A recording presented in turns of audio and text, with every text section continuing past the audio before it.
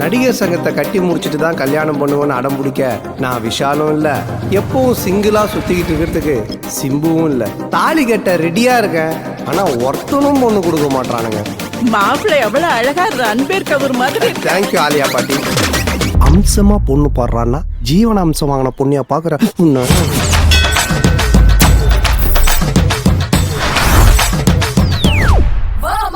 நம்ம ரத்தருவன் ஜமீன் உங்களை மகிழ்ச்சியோடு வரவேற்கிறோம்.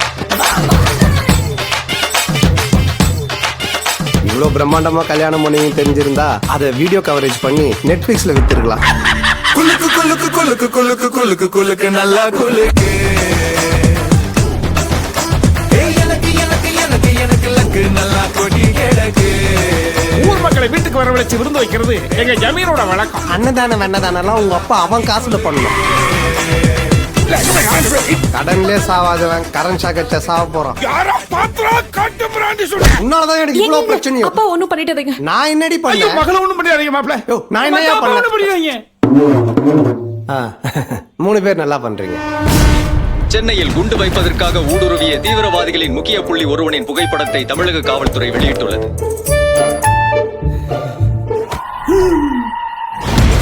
பிளான் பண்ணபடி சென்னையில குண்டு வெடிச்சு ஆகணும். உங்களால எனக்கு மேல மேல மேல பிரச்சனை தாண்டா.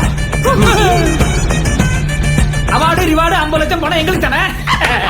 ஏதாவது ஒரு ஐடியா சொல்றா. நீ அமைதியா இரு.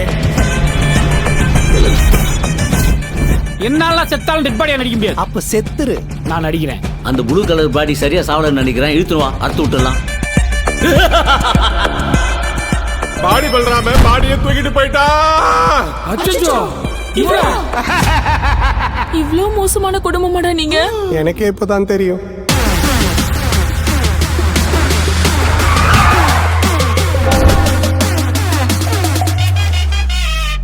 ஹலோ, நீங்க எப்படி இருக்கீங்க?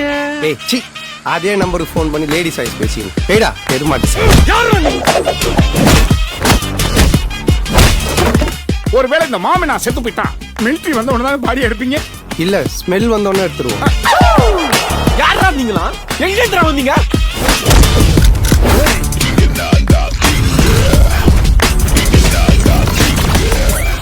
4-5 ஃபிகர் வச்சுன்னு ஓட்டுற 2K கிட்ஸ் எல்லாம் சந்தோஷமா இருக்கிறானுங்க. ஒரே ஒரு கல்யாணத்தை பண்ணிட்டு 90s கிட்ஸ் நாங்க படுற அவஸ்தை இருக்குது. ஐயோ.